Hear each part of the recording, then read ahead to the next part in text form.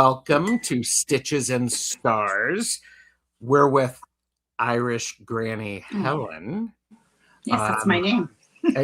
Is it your name, Irish Granny Helen? Close enough. Close enough. Okay. Don't wear it out. Don't wear it out, because then it's an overused word.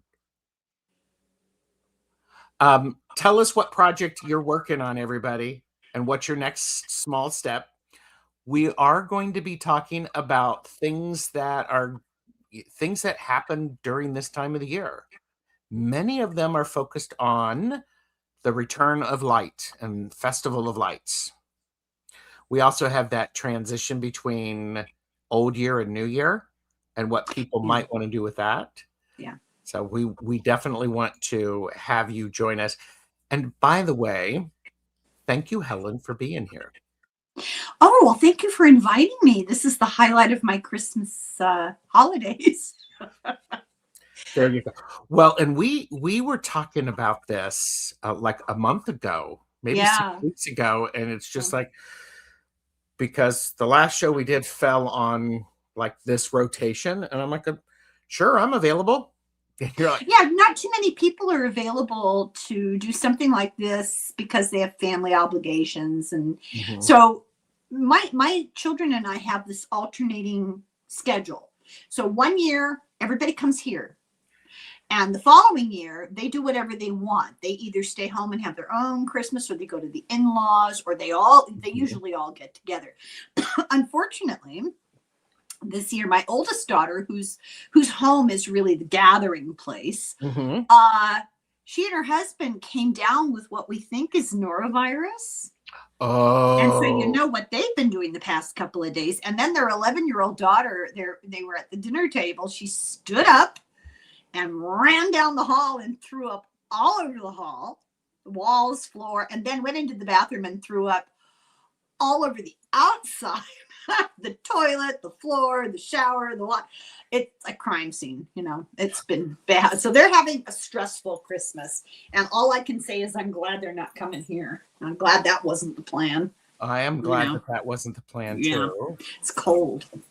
Well, and you have a nice little shawl on.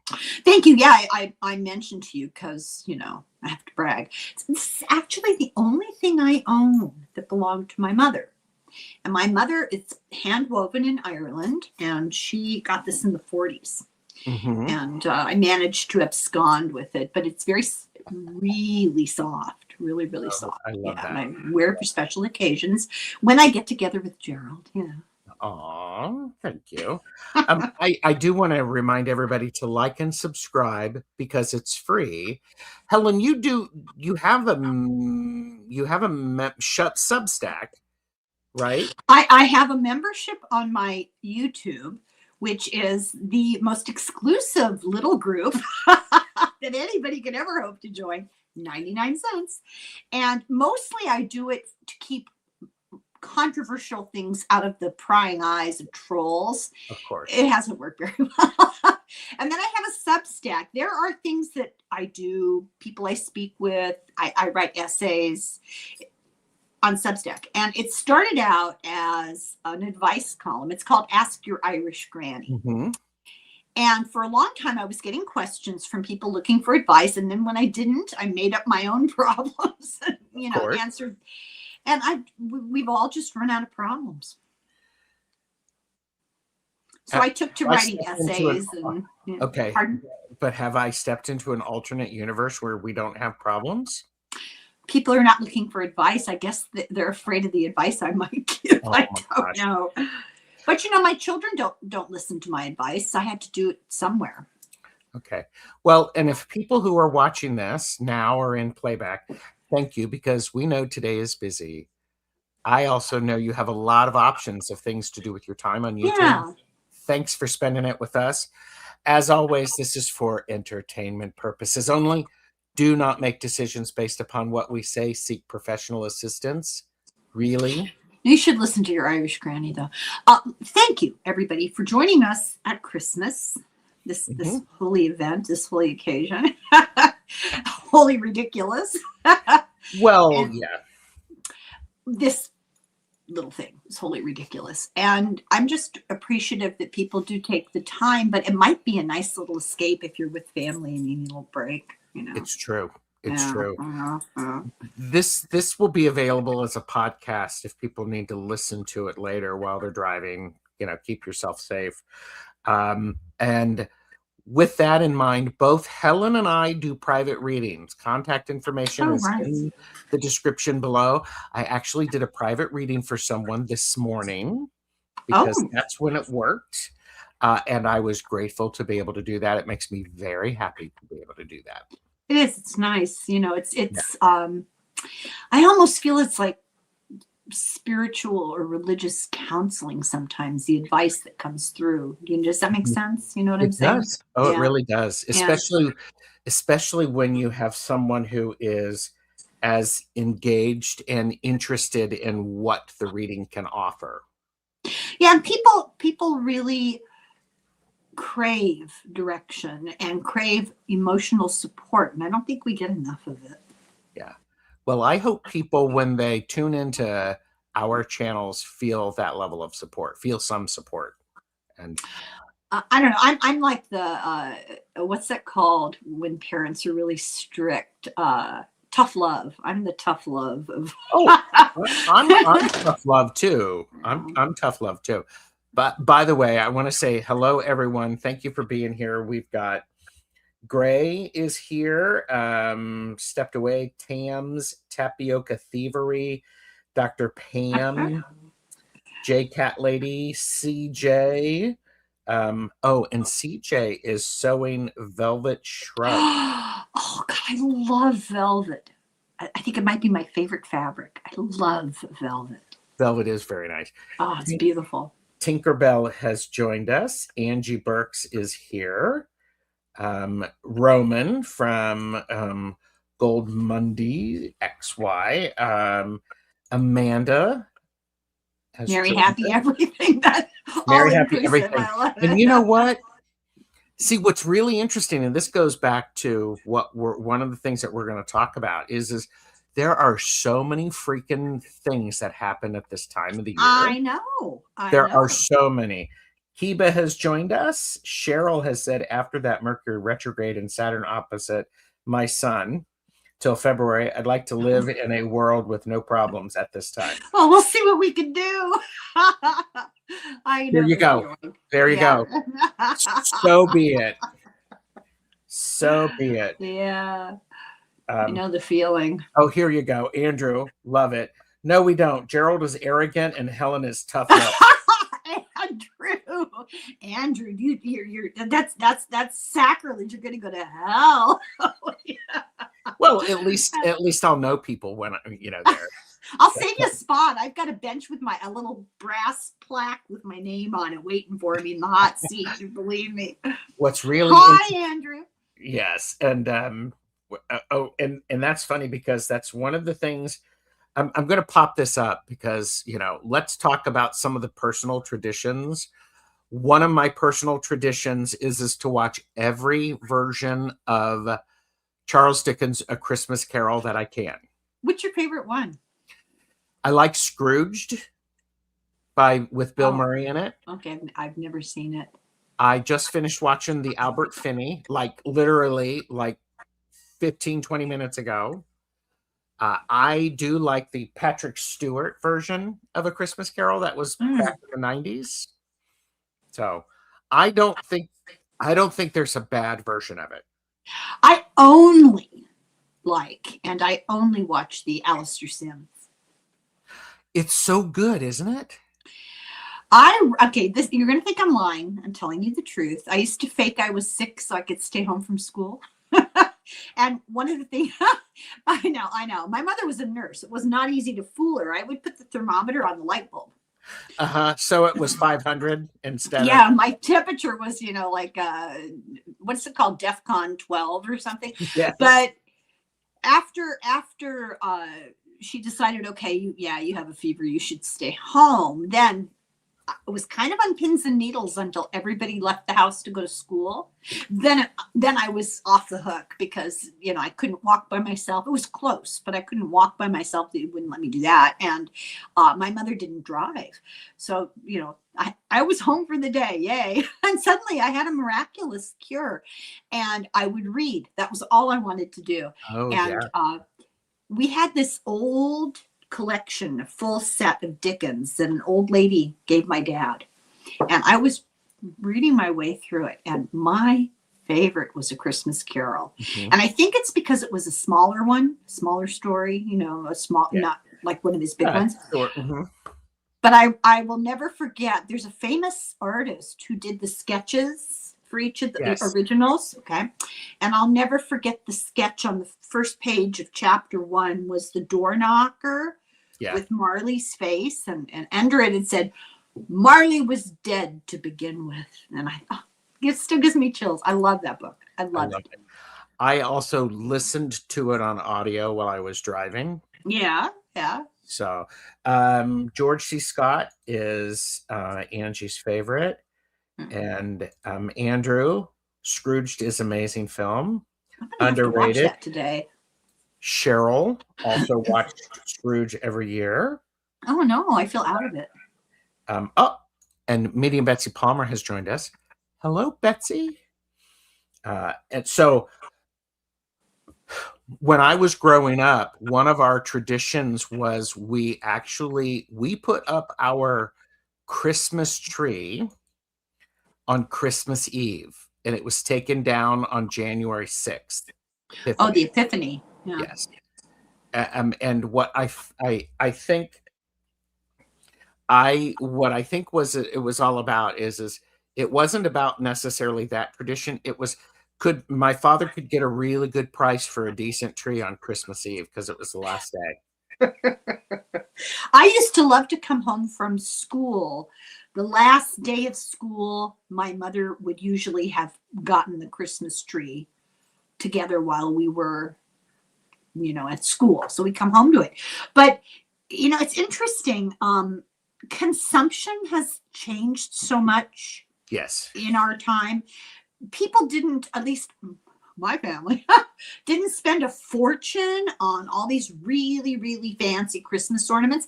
My mother actually put balloons on the tree, colored balloons and tinsel. Oh, I don't know. I used to love to look at the cheap glass balls that the paint would flake off, you know. I used to like to look at myself, the distorted image thing. Oh, of course. Yeah. I love to do that by the hour. I love that too. Okay, Betsy said I paused the bishop's wife to join y'all. Oh, isn't that Rosalind Russell? Greer Garson? Who was it? Oh, yeah. Who's starring in that? And that not Gregory Peck. Oh God, what's his name? I can see his face. I can't remember his name. Yeah, I can't remember. I'm notoriously poor at remembering names. God, me too, Gerald. It's embarrassing. Yeah, I'm just like this is why I actually write stuff down so I can remember it. Yeah. Cary Grant and Loretta Young. You know what I'm thinking of? I'm thinking of How Green Was My Valley. Okay. Sorry. Yeah. It's okay. Cary Grant's my favorite. Huh? You think I would know this? Yeah. You know the story of Loretta Young? No. Do you want to tell us the story about Okay, wait a minute. People in the chat, do you want to hear the story about Loretta Young? Because Tinkerbell said my favorite Christmas movie and must see multiple times is White Christmas. Oh, yeah. And by the way, Kathy from Tortoiseshell Moon has arrived. So welcome. Good to see. And, last night late, I watched Christmas in Connecticut with Barbara Stanwyck. One of the best. I laughed out loud 100 times and I've seen it before. Oh my God. Okay, tell us about Loretta Young. Well, Loretta Young was one of the hot young things of early Hollywood. She was quite beautiful. And she got popular in the studio system. They started giving her opportunities. Uh-huh. And she made a movie with Clark Gable. And it was lumberjacky, they plaid shirts and boots in the woods. And they actually went into the woods in California, maybe Oregon, and they got snowed in a blizzard. Well, okay. She had to go visit her aunt in another city for 9 months and came back confined to bed. And they even did a ladies' home journal, some ladies' magazine picture thing about her. And the whole interview was done with her in bed with pillows and blankets all around her because she was like 10 months pregnant when they did this. Okay. And nobody knew she was pregnant. She disappeared. When she had the baby, she gave the baby to a Catholic orphanage with the understanding that she was going to come back and adopt this strange child in a little while after the heat was off. And so she did. And she adopted another little girl at the same time. And this child, she called her Judy.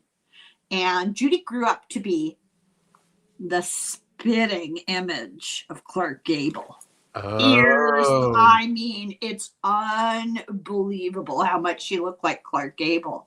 And she actually met Clark Gable before she knew he was her father. She was a teenager.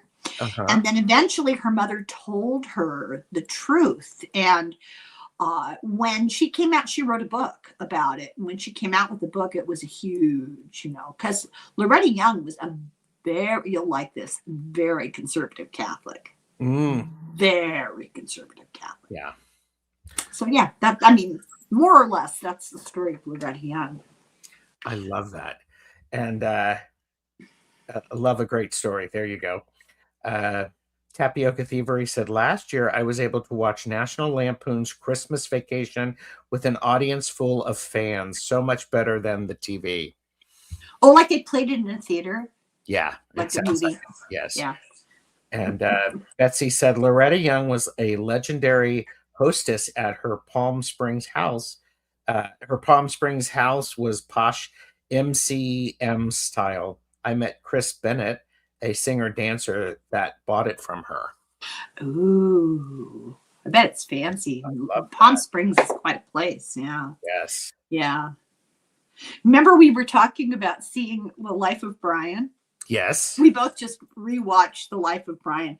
When that first came out in the theater was 100% full. We ended up in the front row watching it like this, because there was nowhere else to sit.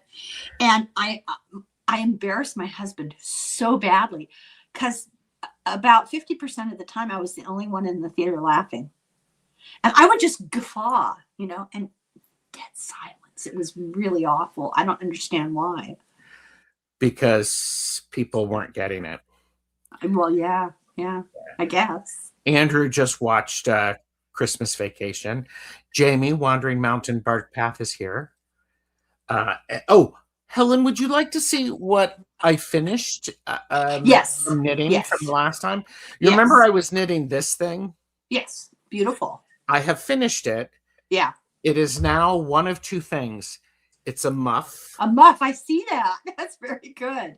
It could also be, if I do this, well, it could be a hat.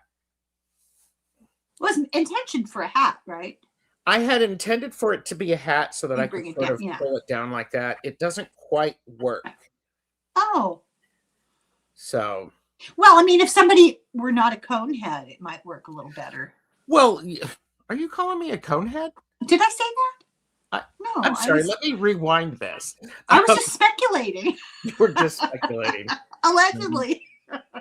The night they saved Christmas Story. I don't remember that one.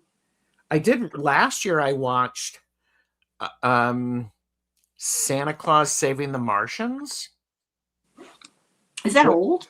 It's a very old film, and I'm like, I want a remake of that. Santa Claus and the Martians. I have to look that up. Where is it on YouTube or? I think it was on.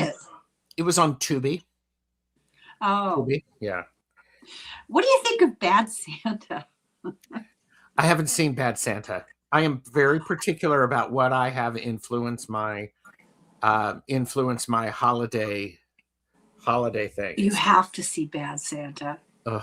I think your love for Christmas and your reverence for Christmas tradition is strong enough to survive Billy Bob Thornton. Jeez. Hilarious movie. So, Miracle on 34th Street, Kathy, Tortoiseshell Moon watches. I know Ernest Saves Christmas. I think it's what about You'll Shoot Your Eye Out? Yes. Oh, the Christmas Story?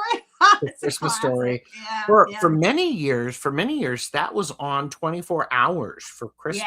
Yeah. I think they overdid it a little bit, you know. I know I overdid it watching it twice every Christmas for like 15 or 20 years in it. So I just discovered Christmas in Connecticut last year, so I could rewatch that. And I watched The Life of Brian because it's been years since I've watched it. Mm-hmm. Trying to think, there's some other. Oh, Holiday Affair. Now, based on the title, I would not have picked it, but it was recommended to me.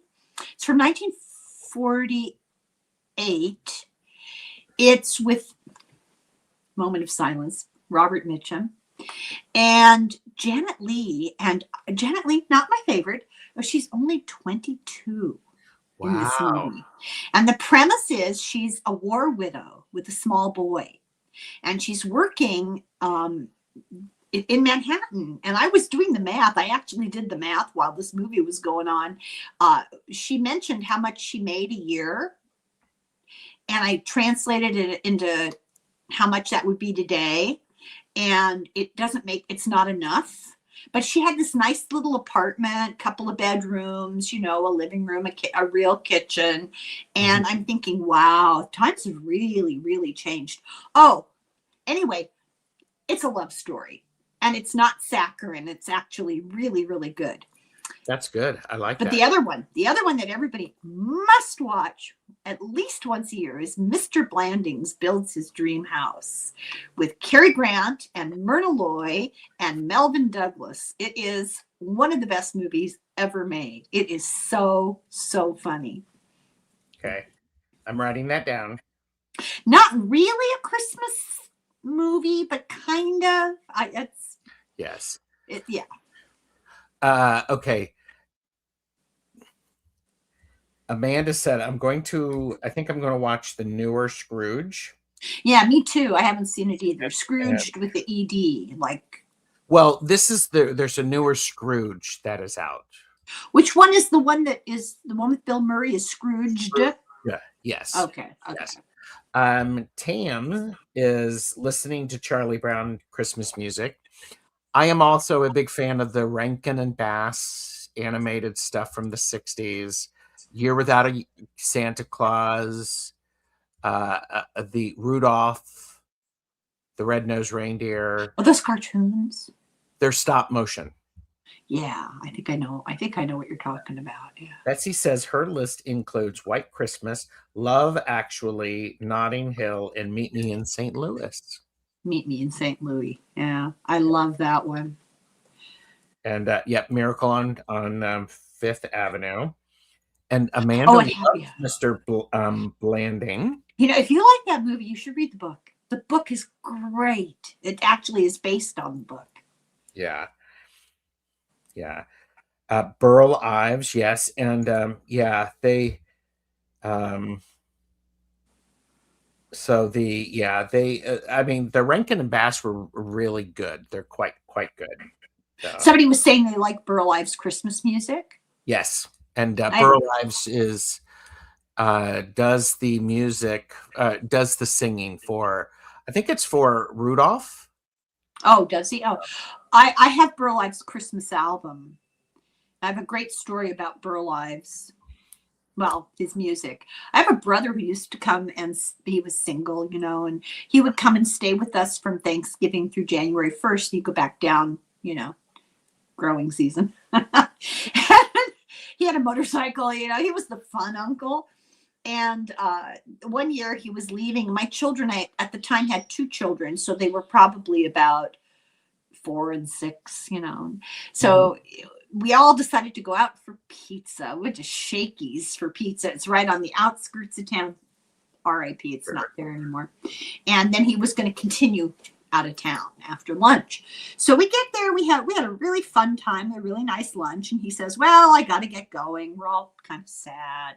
So on the way out the door, there's this jukebox by the door, like a literal old-fashioned jukebox. And so he paused by the jukebox. We weren't really paying attention. And he hits play, and Burl Ives have a holly jolly. And he goes, Merry Christmas, everybody, as loud as he can. And he left, and he put enough money in to play it like 25 times.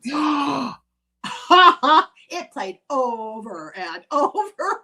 It was great. Andrew said he got a chance to meet Vince Guaraldi. Super nice guy. Who's Vince Guaraldi? He did the music for the Peanuts, Charlie Brown Christmas. Oh, okay. Betsy must know. Shakey's. Shakey's. They had a buffet. What can I say? It's my favorite kind of meal is a buffet. Well, okay. So what are you working on, Helen? Oh, well, this is kind of like this is a guilt-free, shame-free song. I did make some progress, you guys. I made some progress. This is going to be a poncho. It's a small woman size for my granddaughter who, although I did everything right, apparently the pattern is weird because none of the sizes, none of them is the right size. It's weird. So they're going to pass down, Of course. I love that. Yeah. Love that. I was supposed to have this done for Christmas. You didn't say which year. You're right. I didn't. I'm working on another hat, but this one actually I do. The hat that I am making this on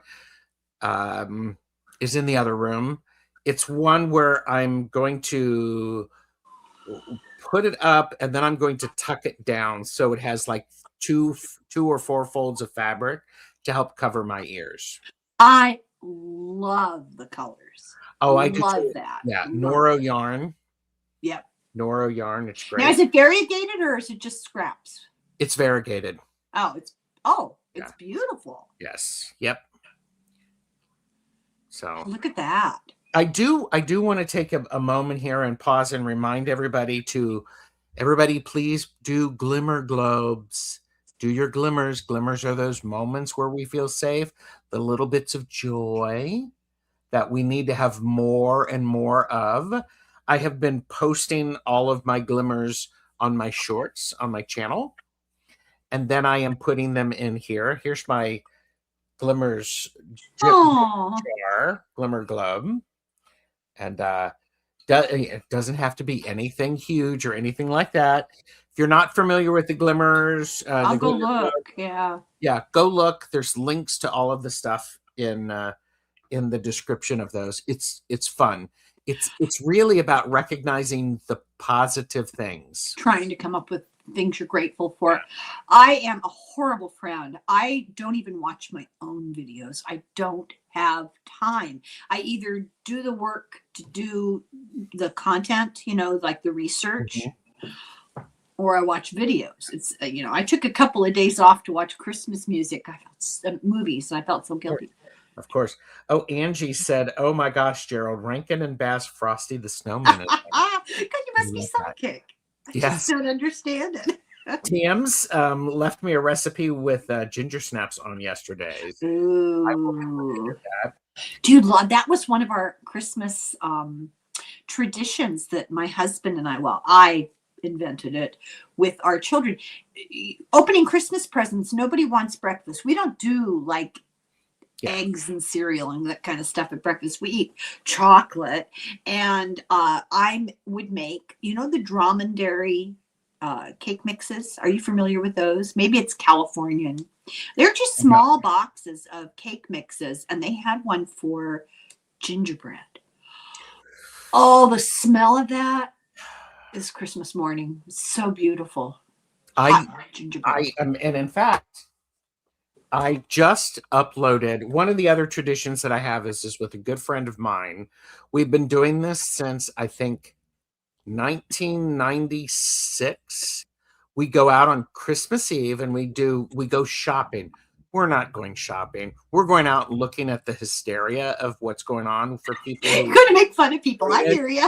Yes, I mean we're going to do that, and at the same time we can find some great bargains. So we went out to do that yesterday. The only time we didn't do it was in 2020. We decided to take a break. Yeah. But my glimmer for today is these are something that I get from World Market. I love World Market. And these are little ginger cookies. Oh, I thought it was an empty tin. You just like the tin. Oh, it's the cookies. Because it's one of the things that it's like first time, my glimmer this morning is when I open it, it's the first. Oh, I love it. I love it. Oh, so good. So good. And you can use cookies like that for a variety of different things that you wouldn't ordinarily bake.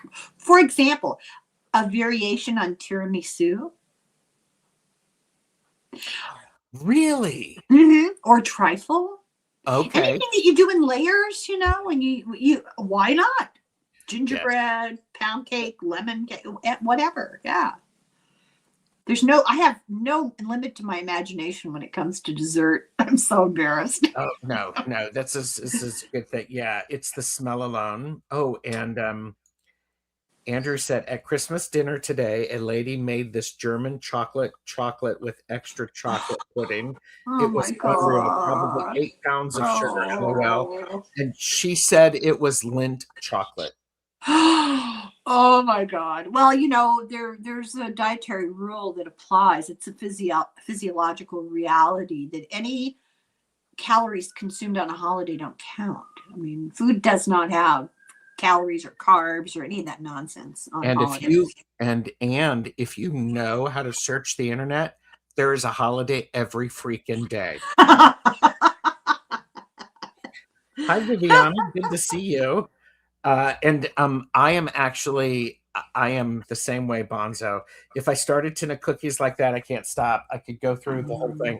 What I do is I have a small little bowl. I fill that up, and then I put this away in the other room so that I can't just easily just grab it. You're so self-disciplined. Well, I didn't say it always worked, though. I have been abstemious of sugar, chocolate, any of that stuff for a long time now. It's like living in a state of perpetual Victorian mourning. I should be wearing dark clothes and a black veil, It's very hard. And one of the things that is really, usually I'm okay. I don't think about it, and it's just the way life is.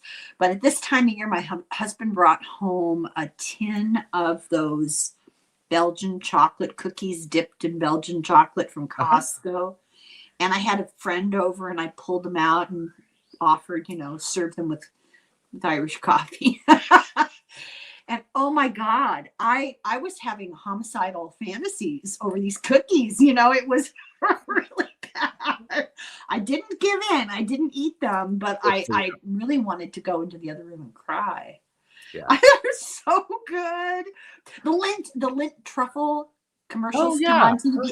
I can't watch them. It's like Sarah McLachlan dog rescue commercials. Can't watch them. Andrew did say tomorrow here in Germany is Boxing Day. I don't even know what that means other than I know what it means. Everything is closed.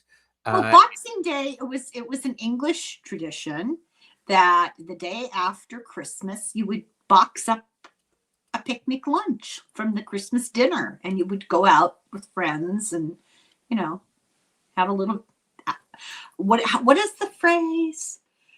I can't remember the phrase that it's, I think it's French, that you go and you sit outside and eat, basically. En plan, something like that. Yeah. And so the Germans adopted that, huh? Well, according to my 6 pages of research, Boxing Day, December 26th, in part of the UK and Commonwealth, historically associated with gifts for workers and charity. Oh, Well, in Ireland, they call it Boxing Day. They go out and, they do the lunch thing and the picnic kind of thing. But they also have this horrible tradition where they go out, little boys, of course, and kill little birds, wrens, and then take them door to door. Well, I hope they don't still do this. Take them door to door and ask for money for the funeral for the wren. Okay, and on that note, is it al fresco? Yes. Okay. Thank you. I think there is an art term about doing stuff outdoors. By the way, speaking of art terms, there's somebody. And like fresh air, in the fresh air, right? Heather by Brush Bone and Indigo. Thank you, Heather. You too. Thank you. And so, okay, somebody else had said, I made tomato soup cupcakes for work because we had a previous discussion on tomatoes being a fruit. Had to prove a point. Good for you. How did they turn out? I'm curious. I like that. That's a good idea. I've never heard of that. Yeah. Although I'll tell you a funny story about tomatoes. I think it's plein air is for painting. Yeah, you're probably right. Yeah. It's when you take your easel outside and you paint a landscape. Yeah. Look at Helen. Yeah, paint a landscape. Okay, what's your story? Okay, so I have a granddaughter who is, I think she's 9 or 10. I'm not sure. And she's real sweet. She had a project for school. They had to do it over the holiday and take it back to school finished in the new year. And it was a series of questions, and it was called Your Family Heritage. Find the oldest person in the family, which actually would be my husband, but he's not, So she wanted to talk to me, and she asked me these questions, and we talked for about an hour, all these questions. And I got to describe to her, what kind of lunch did you have at school, Granny? Did you go to the cafeteria, or what did you do? I had to explain to her, no, I went to a Catholic school. They didn't have money for cafeterias. You kidding? We brought our lunch in a bag, and we didn't have money at home for fancy. We came to school with peanut butter about 9 days out of 10. But one day I said, this was the worst lunch I ever had. It was so traumatic. When I opened it, I cried. I sat on the bench in the playground and cried when I saw my sandwich. I don't know what that says about my relationship with food. But anyway, my parents are from Ireland, and food is just different. They eat, for example, the sandwiches, they put butter. They don't put mayonnaise. They put butter. And I'm telling you, that takes some getting used to. So I opened the sandwich, and it was all soggy. It was just awful. You know how when that nasty white bread gets soggy, it's kind of gray? Okay, so it was like that, falling apart. My mother didn't have anything to make for lunch that day, but she made tomato and butter sandwiches. And it was so traumatic. I cried, and I'm still talking about it 6 decades plus later. And I want to say, everyone, thank you. Please show support by liking this video and subscribing to both of our channels. Your subscription helps. Your subscription helps Irish Granny Helen. Please don't let me eat tomato sandwiches anymore. Something else that I finished that you haven't seen is I made for my sister. Some people saw it. I finished my sister wanted something with cherry blossoms that I right. So I finished that up, but then I also wanted to make another one. So this is what I made. Oh God, Gerald, it's beautiful. You can see that. Thank you. It is beautiful. The cherry blossoms are 3-dimensional. I had so much fun making the. Where'd you get the shadow box? Where did I get the shadow box? It's in a shadow box. I got it at a thrift store. Oh, how lucky! At a thrift store and repurposed it. I just love it. I really love it. It's gorgeous. So, my sister has purchased this one. She got it for a really good deal because she got the family discount. Oh. And then I was also, one of my glimmers earlier was this little beauty. This is a little landscape that I did. It's 6 by 9 inches. And I think you showed me this. Yeah. Oh, yes. Yes. oh, yes, yes, no, yes. this is a different one, Helen. A different one? Bring it closer. I can't see. Bring it closer. There's the... Oh, it's beautiful. Are those poppies? Those are poppies. And I love it. I used lace for the clouds. Wow. You use sewing machine? I did use a sewing machine on this one, and this specifically was because you were talking about velvet. I was using velvet on this. This is the velvet is the background, and I was having issues because the velvet, the velvet was fine when I would sew on it or do hand stitching.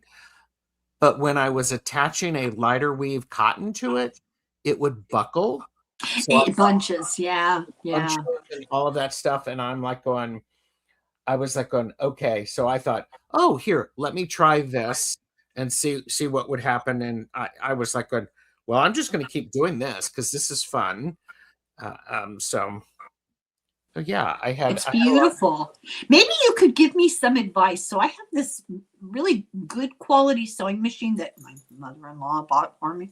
But it's 30 plus years old, but I took it in right before COVID. I took it in because my plan was I have inherited a huge supply of Irish linen tea cloths, and I was going to make the top of a quilt, right?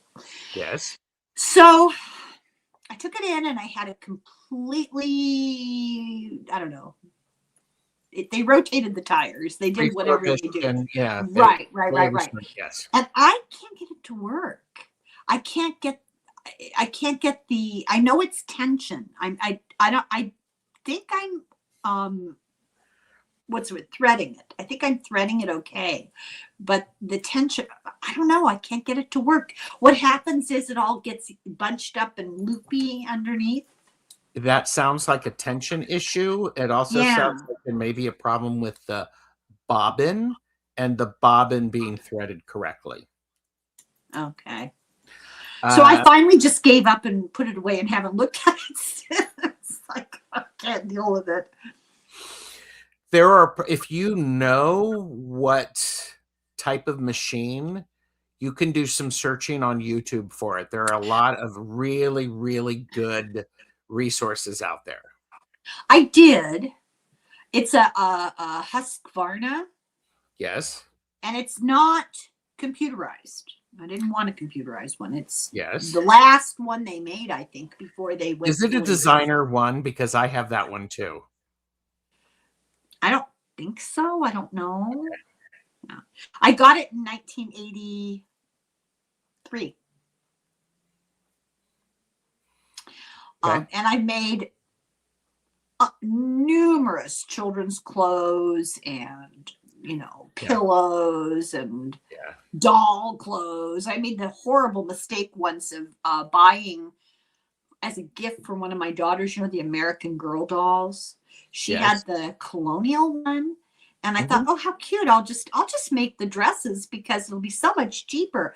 They don't factor in the therapy you need by the time you've gotten to the end of making these stupid dresses that are 25 different parts and they're pleated by hand and they're ribboned. I mean, oh my God, those beautiful outfits that they wore in colonial times, they're like an underskirt, an overskirt, an apron, a bodice, a this, a that. It's just craziness. Yeah. Yes.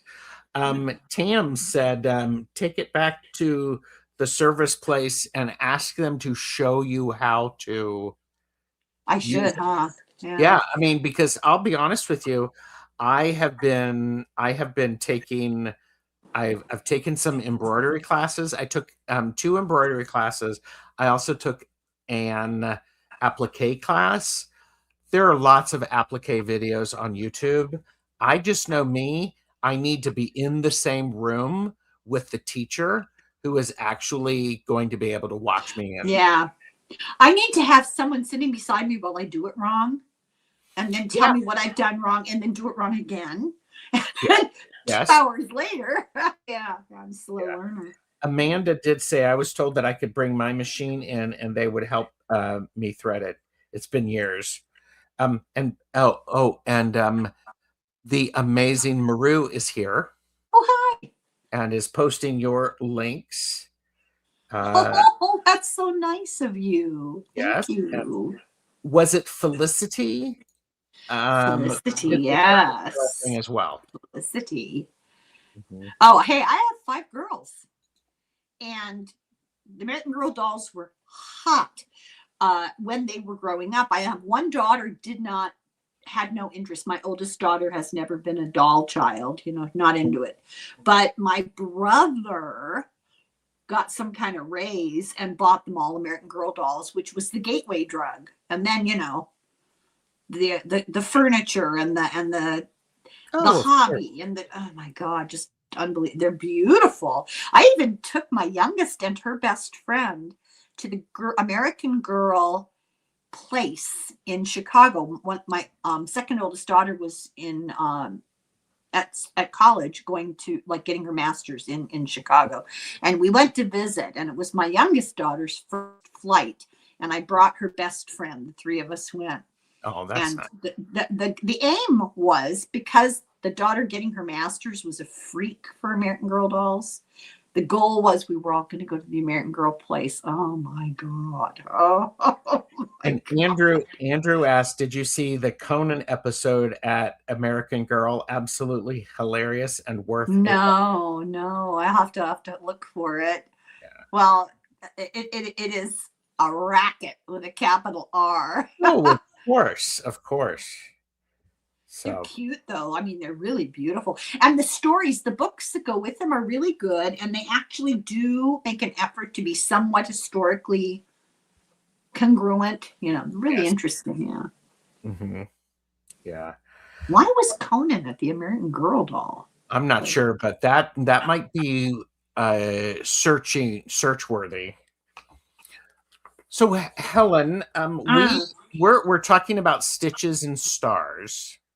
Right. And part of what Helen is a very funny person. You all know this. You've seen her shows. She's also, I'm going to heap praise in your general direction, Helen. Gird your loins. I don't take it well. Okay, I know.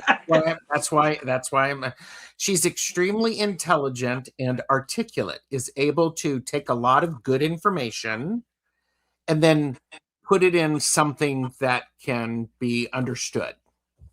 She does that on her shows, on her own shows, but also in looking at books and stuff like that. So Helen, we had said this, and she sent me a text or a message and said, "So what are we doing?" It's like, and I'm like, well, we can talk about somebody's birthday if you wanted.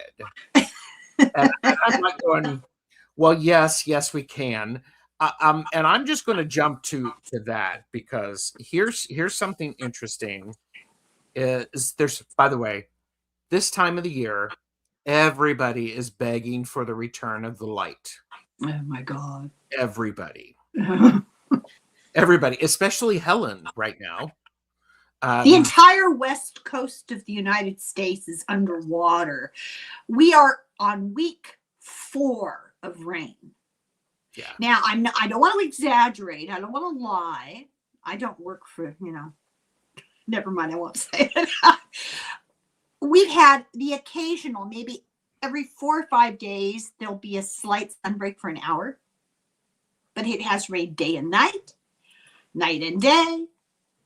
Horrible. My dogs won't even go outside anymore.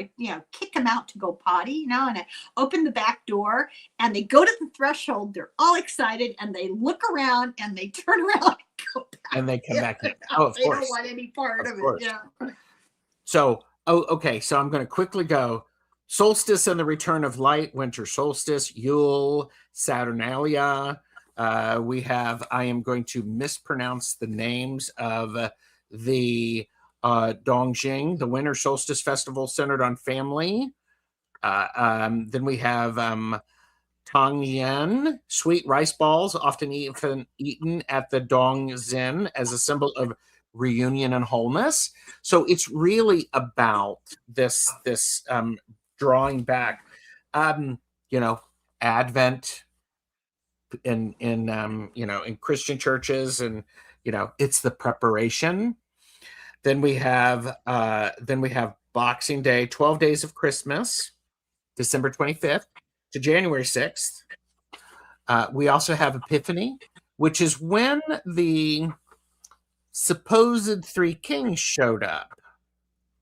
But we know they weren't kings. Well, yeah, with the three wise men showed up. The three wise ones showed up. They were astrologers and magicians. Yes, they were. And that says, okay, in the Gospel of Matthew, the visitors are called the Magi. The text does not name them. He does not call them kings and does not state their number. Oh, there might have been more. So there could have been more. I hope for Jesus' sake there were more, because everybody likes to get presents on their birthday. Well, yes. And you said you knew the story about the three wise, or the three magi? Well, apparently they were from the East. They were astrologers from the East, and they were into a cult, not evil. Occult means hidden in Latin. They knew the ancient mystery school arts, right? And so they understood and how they were interpreting the signs of astrology, that there was somebody very important going to be born. And so they thought, well, they misunderstood the part they saw was going to be a great leader. And they thought, oh, well, let's go honor this new king, Well, it's not an earthly type of king situation, but that's okay. They traveled, and they used the omen in the sky was this star in the sky. And I know nothing about astrology, so I know Linda Goodman's love signs for my sign only. That's all I know. So they followed it, and they ended up, in Bethlehem, and they brought these gifts that were supposedly instrumental in ritual magic type of things. Mm-hmm. They weren't just random, oh, here's a piece of gold, Yes. And what was the other thing? There was something else about them. What was it? Because a conversation that I was having with one of my friends, I had heard, one friend told me, she said, apparently it was supposed to take them 2 years to get there. So they were foretelling that this king would, yeah. And so we did a search and trying to figure out how long it would have taken for them to come there. And it's not 2 years. It's probably at most 2 months, 3 months. But do they know where they started out? Well, it's probably somewhere in the East. Well, Persia, right? Persia, probably. Yes. Because they were astrologers. You were correct. They were definitely astrologers. And they were curious about this, and they were occult, hidden stuff. They were seeing in the stars that this is going to be coming. So yeah, it's and so I think it's not, it doesn't take that long to get there, but you're right. And that idea of is they showed up with the gifts that were necessary for ritual. Right. But what that was, I don't know. I don't know what the specific magic was. You know who would know? Denise Siegel would know. Because she's into all that stuff. And yes. Possibly Tim. Do you know Tim? I don't know Tim. Tim's a friend of mine, and we tried to do a series on the Spirits book by Kardec. And yeah. we did a few videos, and we kind of gave up because it did not lend itself well to that format, like a presentation. It's kind of set up like the Baltimore Catechism, like question and answer format. And it was written in such a way that it tried to address a lot of the scientific opposition to mediumship in the 1840s. Sure. And so they were trying to explain it in terms of the science they understood at the time. And a lot of it has evolved from then. So it was like, why waste time talking about this? Because it doesn't make any sense anyway, you know? So a really interesting book, his philosophy of life, so interesting. He basically used mediums to get messages from the spirit world about our purpose, how we should live, et cetera, et cetera. And he wrote a number of books. He wrote a book called The Spirit's Book, and he wrote a book called The Gospels, and he wrote another book called Mediumship. And it's kind of like a how-to be a medium. Oh. But there's a good movie. The Portuguese made it. And it's called Kardec, but it's got subtitles. I think I've seen that one. Really good. Did you love it? I think so. I think that was the one where I was like, yeah. He was a teacher, and they kicked him out because he was talking about mediumship. And yeah. Well, and that's something interesting about, in my conversation with my friend, I was looking at the wise men, or the Magi coming, because they're astrologers. And part of what it was is they were coming, and they were the outsiders, so they could see this new light shining. Whereas, here's the controversial thing, is when you are very close to a situation, you can't see the new light that's coming in, or you try to put it down, because why is that controversial? Well, some people might think that. I mean, you know, I don't know. Come for me, YouTube. It's okay. But the idea is when change happens, when new information comes, when light returns, and sometimes it can be very disrupting because it changes what you know, and then you have to get used to this new information. So it's like, well, you know, we're used to understanding Christianity from the dogma and doctrine of the early Christian church, which didn't really completely form itself until the 300s, 400s. You know, Constantine, who converted very conveniently on his deathbed. But yeah, he waited till the last minute. And then he said, well, you know, I guess I'll take my chances. Yeah. So and it was a form of governmental control. It really wasn't about the teachings of Jesus. The teachings of Jesus originally were a whole lot more Eastern belief system, we would call it now. And he believed in reincarnation. He was all about equality of the genders. He was all about what do you call it?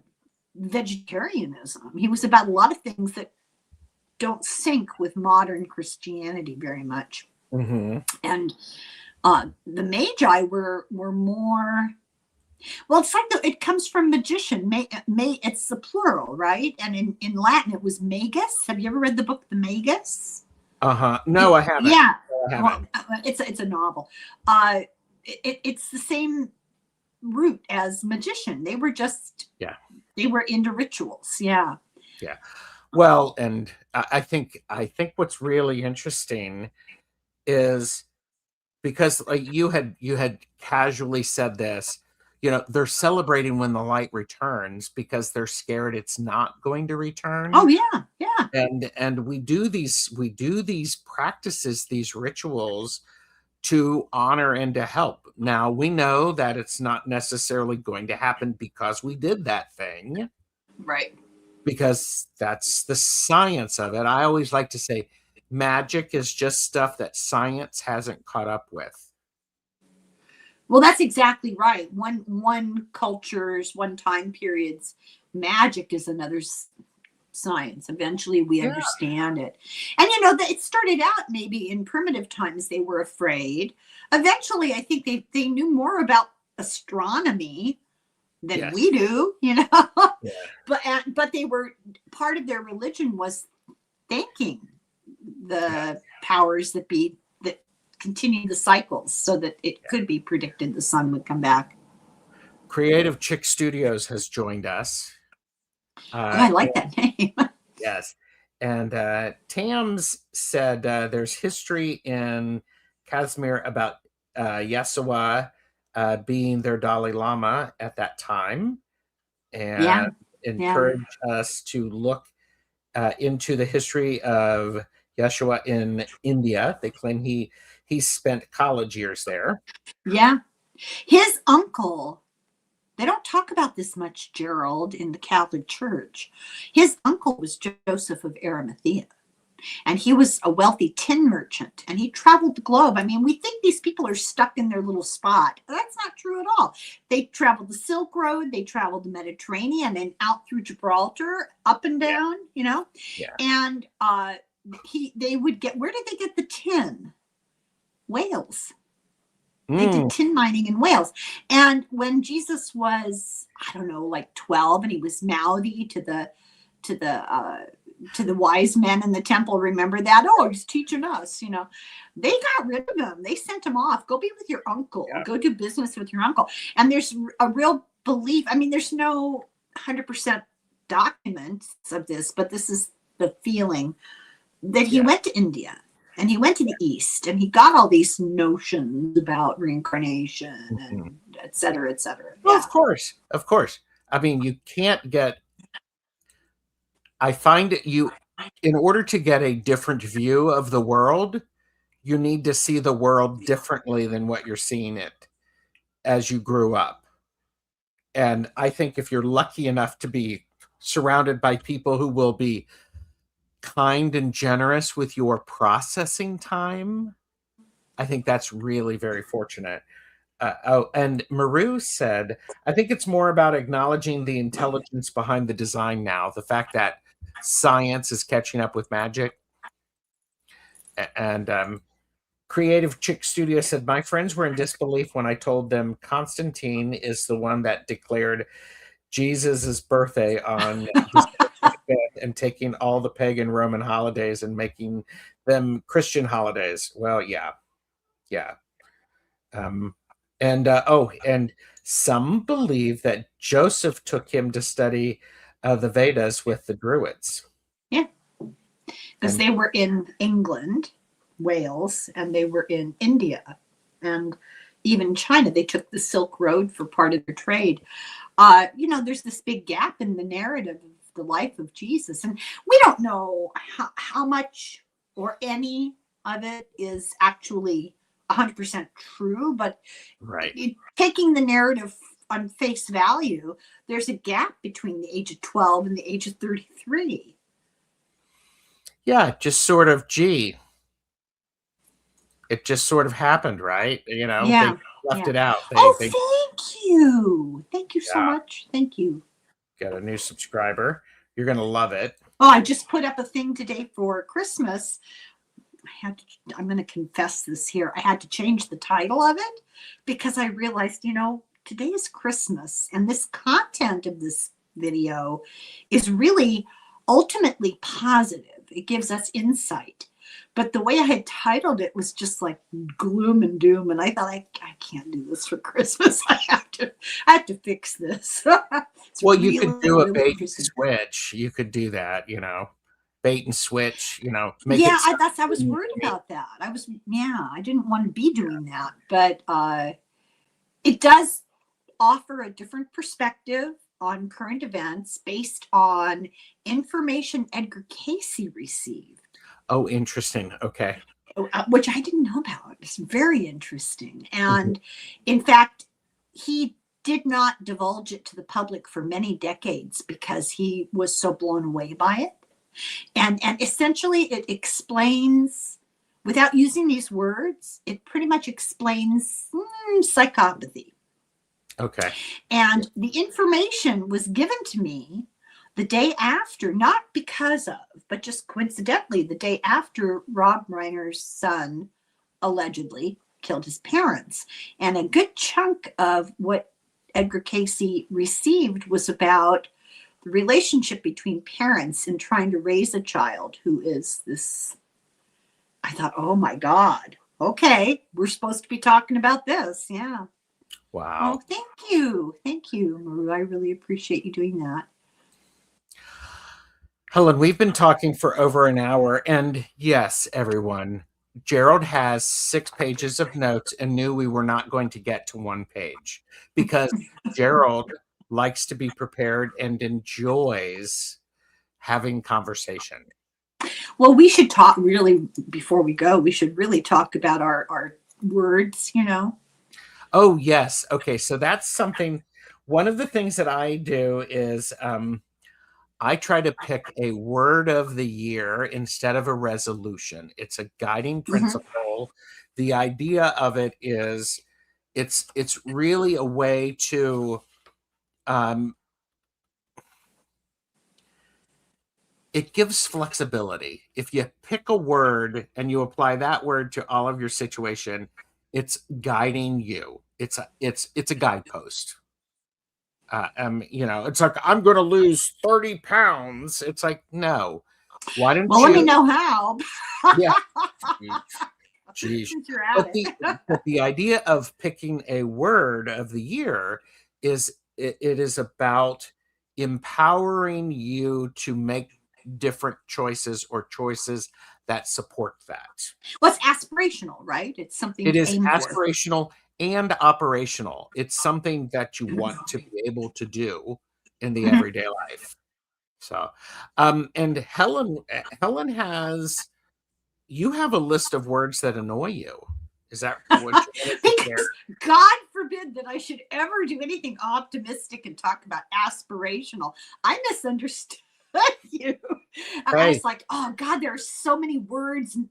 People tend to be, and I include myself in this, we tend to be sheep. We repeat what we hear. And there are some terms that stick in people's ears and they use it all the time. And I've discovered, I had to be told this, I didn't know because I've never worked in a corporate environment. A lot of it comes from business talk. Yes. You know, and I don't relate to it in any way. And so I was having even a hard time coming up with the Eeyore side of things. But there's a word. I have 2. One is a popular fad word that's being used constantly. And now when I tell you this word, you're going to hear it everywhere. It's going to drive you insane. Simple word. Everybody, you remember how awesome was the word of the moment? Everything was awesome. Oh my God. It drove me insane. Okay. Awesome. Is it the only adjective left in the world? So now we have a replacement for awesome. Wild. It's really wild. And I'm hearing all the podcasters say it constantly. People who are political pundits who know better, but not necessarily including people like Rachel Maddow, you know, oh, it's really wild. And I think, oh my God, stop it. I can't stand it. Every time someone says it now, I cringe. And then the word that for a very long time has irritated the living daylights out of me. Just every time I hear cringe, and it's lucky that I don't work in an office environment or anywhere. People use it everywhere now. My kids use it constantly, and I never let a moment go by. They'll see, yeah, my team, blah, blah, blah. And I say, oh, what sport did you take up? And it drives them nuts.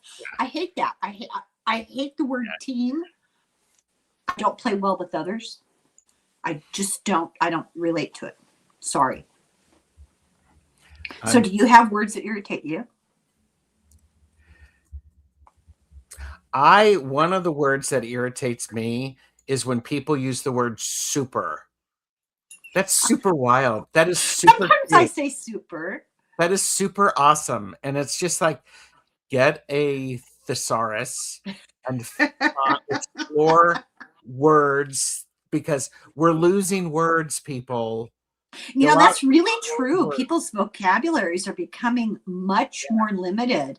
Yeah. When I first moved to this place where I live, it's remote.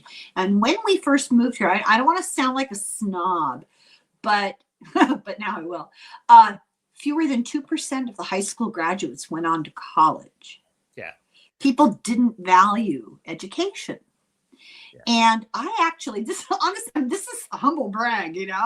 When I first moved here, somebody said to me one day, "What are you talking about?" I said, I don't know. What do you mean? She says, I never know what you're talking about. You use too many big words. And so my response to that was, well, blankety blank, blank, blank, blank, because I know plenty of 4-letter words and I'll just stick with those. And I started salting my conversation with 4-letter words. And guess what? People were far more receptive. It was unbelievable. Okay. The word super is one that gets me. And I'm just like, and it's the same thing as very. This is very exciting. This is very interesting. Find a word that encompasses that word very. Extraordinarily. Yes. Andrew said, as a jazz musician, I can say that's wild. So to hear. Yes. Do they use that a lot? Yes. Well, musicians do. I think wild is making a comeback. It's not just making a comeback. It's already been flogged. What's the word of the year? There was a word of the year, and I guess slop or something like that. I don't remember. Linda said buzzwords. Man, this is getting wild. He's trying to drive us over the deep end. That's what's going on here. How much can you? Yes, and I have to say thank you, everybody, for being a great team. Oh God! and yes, this is extra. This is extra, and I'm super funny. Super funny, Gerald. Oh, now I should never have said this in public because now people are going to try to drive me insane, and it's a very short trip. Super duper. Oh, I'm seeing you in the rear view mirror as I'm on my trip to it. You froze. Super duper. Oh, here you go. On your way. You know what drives my kids absolutely nuts is when I say things like really groovy. They go, oh God. Well, you know, and I'm thinking about all of like the words that I have, and I'm looking for a good word to put up here just to help with this. And I can't really find a good one. For what? Well, it's this. Here, let me show you this, Helen. Today's video is brought to you by the word Schadenfreude.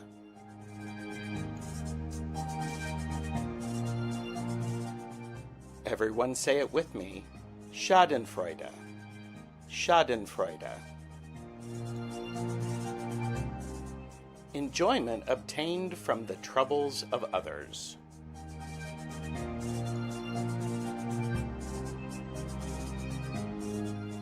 Do you experience Schadenfreude when I have to figure out a way to include today's word into asking you to like, share, and subscribe?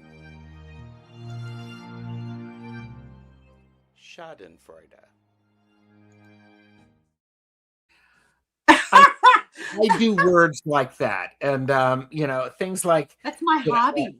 Schadenfreude is my hobby. I thought you would like it, and trust me, the German language has a word for just about everything, and it's usually 6 syllables. Yes. And will these be added to your word of the day videos, Gerald? Well, maybe. Creative Chick Studio says I teach elementary school, and it's them saying 6, 7 is driving me nuts. 7 is driving me nuts. Oh, and Betsy thought I was going to show the word moist. Okay, I get it. That's one of those words, yeah. It is, and it's a great description for turkey, chicken, cake. You know, Amanda said I like to use my words, groovy included. Yeah, I love language, and I like old language. You know, there are words that just don't get used anymore. Rage bait, that's the new one, huh? And then there's agenic, describing Agentic. AI, agentic. Oh God, I didn't want to talk about that. Oh, and then there's it is how you pronounce the word. It's Yule. Yule. You have to say it with the extra Yule because it's fun. Oh, and we have another one, and I cannot pronounce that. Absichtserklärung. What does that mean, Andrew? Without. Oh my gosh! See, this is. I told you, everybody. Helen is smart. No, I'm not. I don't speak German whatsoever. I'm just guessing. I know a little Latin, and I love words because I like to pull them apart and see what they originally were intended to mean. We use words that we are very familiar with, but the original root, that doesn't mean that at all. Like occult is my favorite because occult does not mean evil or satanic. Occult means hidden, and it was hidden to protect it from being destroyed and lost forever. Vibe coding. I don't know what that means. Using AI to turn natural language into code. I hate AI.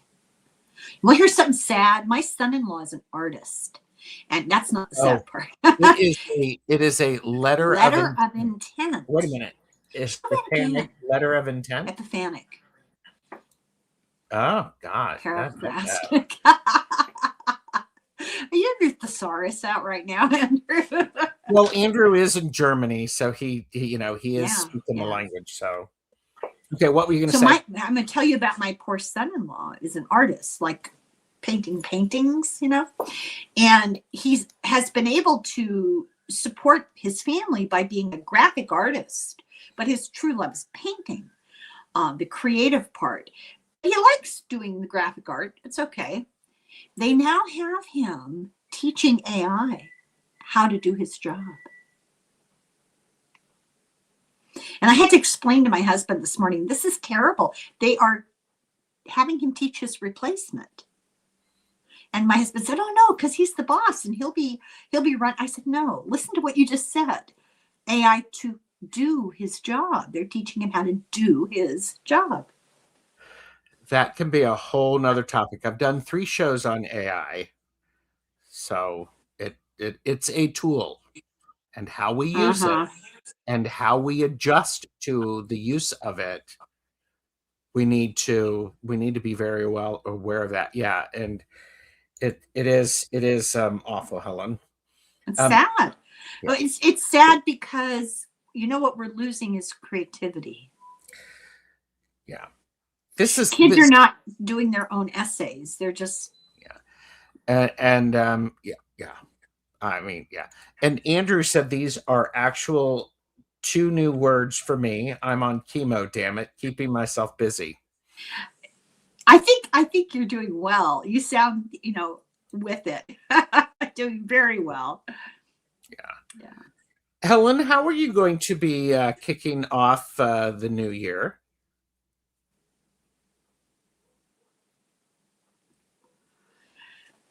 Just like I ended the old year, I guess. Nothing special. I'm not doing anything special because time has no meaning.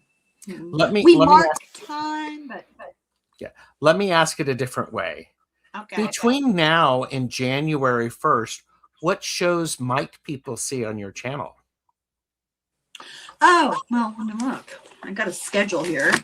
So I'm finishing up that book about finding joy the way dogs do in the moment. It's very Buddhist. It's very Zen.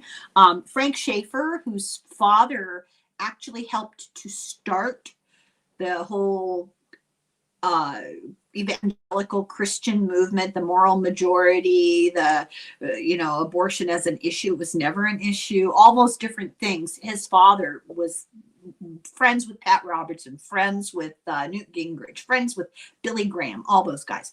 And Frank, who was a young teen, an older teen, younger 20s, worked with them and did documentaries for them and traveled around doing presentations, and he had a come to Jesus moment. He realized the damage that was being done, thanks mostly to his wife, who was just like this hippie chick, and they broke away from it and straightened things out in their lives. And now, they're my age, and he wrote this book recently. Oh, I just put it out of reach, called The Gospel of Zip. And Zip is his little dog. And it's about how people and dogs sort of evolved on parallel tracks from primates that were less cooperative and wolves that were solitary, and the lessons we can learn about the survival, as he puts it, the survival of the friendliest. And he just talks about a lot of social issues. So I finished the book, and then I did an hour-long conversation with him, and that's coming up. And then, let's see here. Oh, I have my final video. I did a 3-hour plus conversation with a woman who made a documentary, My Amityville Horror. The Amityville Horror House. She was a very young journalist. She was the first journalist on the scene of that family murder, the DeFeos, and got pulled into the whole haunting exorcist of the whole story.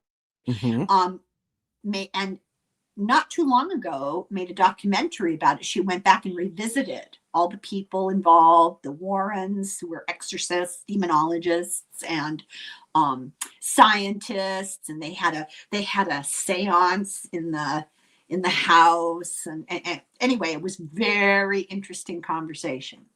And then, so you and I have a little date tomorrow. I won't be there. Oh, you can't. That's right. I forgot you can't. Well, yes. I'm sorry, because you're going to miss out on all the fun. I reached out to a few people to get together and do some kind of communal predictions. I don't like to do predictions, and mostly I don't like to do them because I feel like I'm under assault. People don't like to hear what I predict because I am not Pollyanna. So last year I did predictions against my better judgment, and I got so much pushback. Yeah. And I'm here to say that about 99% of them have already come true. Yep. Yeah. So I'm protecting myself by surrounding myself with others. However, when I sat down to do the cards and do my predictions and intuitive what I feel like is happening, I ended up with so much information that I'm going to have to make a separate video by myself anyway. Oh, okay. Yeah. And then I did I created a big essay thing on calendars for the new year. Not looking at calendars, but what the calendar is and was. Interesting. Okay. Yeah. That's great. Like the names of the months and the names of the days, and the word calendar itself comes from Roman timekeeping. And then Denise and I are getting together and doing a crime. I've got the presentation already. A little boy disappeared in Oregon and has never been found, and it's the mystery around it. And then I have a new book coming up the week after. I don't want to talk about it because it's a surprise. And I want to encourage everybody, subscribe to both of our channels, show your support. Irish Granny Helen, all of her contact information is in the description, as are ways to contact her if you need a reading. I also offer private readings. Contact information is down there below also.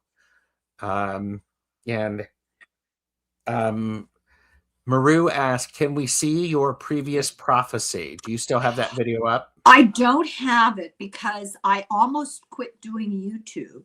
Because of the I had a paradigm shifting moment last November. I think you can figure out why. And I am an immigrant, and I was feeling particularly vulnerable, and I purged all of my political content, and I have lived to regret it, but live and learn. So it's not there, but I talk about it all the time. When I make my separate video, I will revisit some of the things that I said, and I guess you'll just have to trust that I'm telling the truth. Yeah, that's cool. I have a show. I have a show on Monday with this is with Medium Betsy Palmer and Purple Elephant Deb H.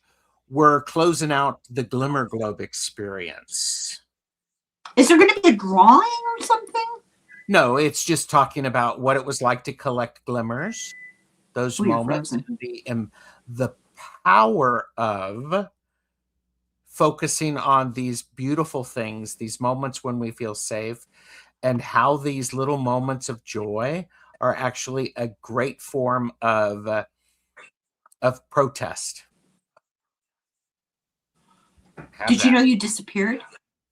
No, did I disappeared? Can you hear me? You disappeared. Oh, yeah, you've been freezing, and then all of a sudden there was spinning things, and okay. So really shocking. Okay, on Monday, meeting Betsy Palmer and Purple Elephant Deb H, who was with me for the kickoff of the Glimmer Globe, we're going to be talking what it was like, to work on recognizing these moments of joy this time of the year, especially in the environment that we're on and how these moments of joy are a great form of protest, and how we need to keep doing that, because then the universe knows, I can handle this. I can handle this. I can do more. I can do more joy.